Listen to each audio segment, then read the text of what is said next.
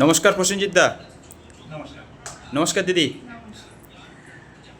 যাক, গত সেপ্টেম্বর 2025 থেকে আপনারা তো মেশিন ব্যবহার করছেন। মেশিন ব্যবহার করে কেমন লাগছে? খুব ভালো। আমি তো আমাদের সুজিতদাকে সাথে মিট হয়েছিল আমার জানুয়ারি মাসে 2025-এ। 2025 জানুয়ারি, হ্যাঁ। কিন্তু 2025-এর জানুয়ারিতে আমি টাকা না থাকায় ইচ্ছা হয়েছিল যে আমার বাড়িতে শাশুড়ি মার ক্যান্সার, মায়ের হার্টের সমস্যা ছিল। আর মেশিনটা নিতে নিতে এমন টাইমে আমার মেশিনটা ঘরে এলো, যেদিন মায়ের শ্রাদ্ধ সেদিন আমার মেশিন ঘরে এলো। আর তারপর মায়ের কষ্টের জন্য খুব কষ্টই পেয়েছি যায়। আর আমি মেশিনটা শাশুড়ি মাকেও ব্যবহার করেছি। শাশুড়ি মা তো ক্যান্সারের পরে কয়েকবার কেমো নেওয়া হয়েছে। ইভেন উনি 10-12 দিন জলটা খাওয়ার পরে ওনার রাতে ওই বমি ভাব বা রাতে উঠলে ওনার খুব দুর্বল লাগে, ক্যান্সারের যে সাইড এফেক্ট আর কি, হ্যাঁ, সেগুলো কিছুটা চলে গিয়েছিল। এখন উনি বাড়িতে চলে গিয়েছে, হয়তো খাইনি, কিন্তু আমি ওইগুলো আমি পেয়েছি, ওই সময় রেজাল্ট পেয়েছি। হ্যাঁ।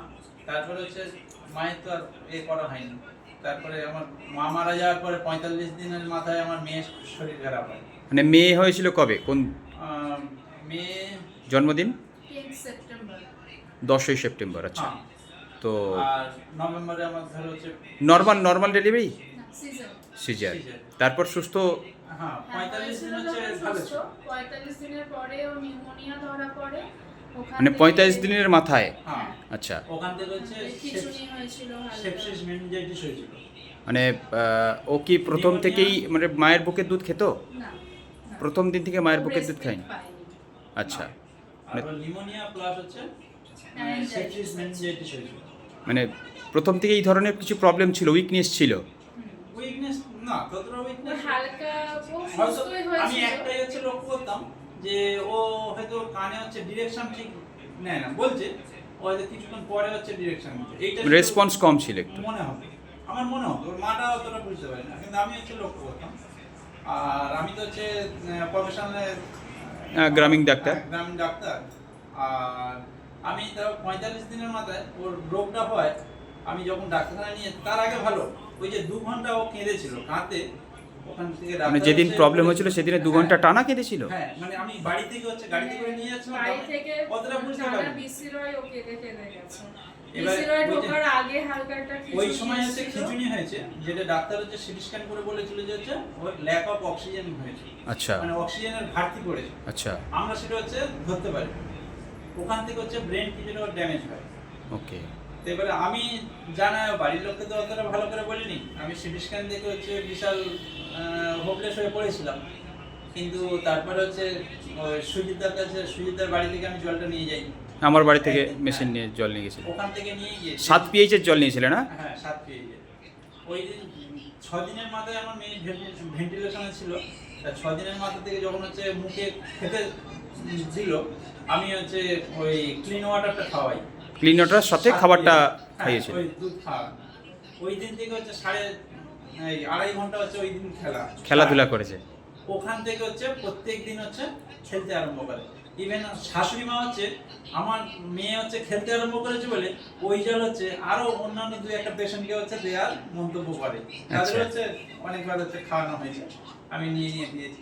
তখন অলরেডি মেশিন তো আমার বাড়িতে চলে এসেছে। তারপরে থেকে মেয়ে ওই জলই খায় বাড়ি থেকেও, বা আমি ওখানে হসপিটালেও নিয়ে গিয়ে করেছিলাম। তার থেকে এখন মেয়ে আকাশ পাতাল। এখন ডাক্তার গেলে বলে, প্রসেনজিৎ, ওই তোমার রিপোর্ট আর এখন মেয়ের ডেভেলপমেন্ট, রিপোর্ট কোনো সমস্যা নেই। মানে রিপোর্ট অনুযায়ী মেয়ের ডেভেলপমেন্ট একদম আকাশ পাতাল তফাৎ। মানে পুরো অপোজিট।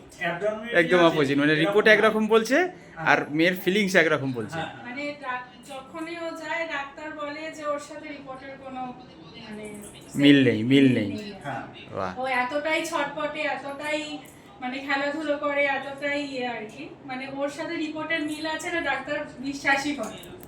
উনি প্রতিবারই বলে যে মেয়ে ভালো আছে, খুব ভালো আছে। আমি তো নিজেও আমি দেখেছি। আমি 4 বছর ধরে আমি দেখতাম আমার ফ্রাঙ্কে ব্যথা হতো। তা আমি কত মাইন্ড করতাম না। আমি এটা নিজে ডাক্তার হলে কি হবে, আমি ভাবতাম যে বাই চান্স হয়তো হচ্ছে ইউএসজিআর করলাম, কোনো সমস্যা এলো, কিছু কোনো সমস্যা নেই, হ্যাঁ। এইভাবে আর করি নাই।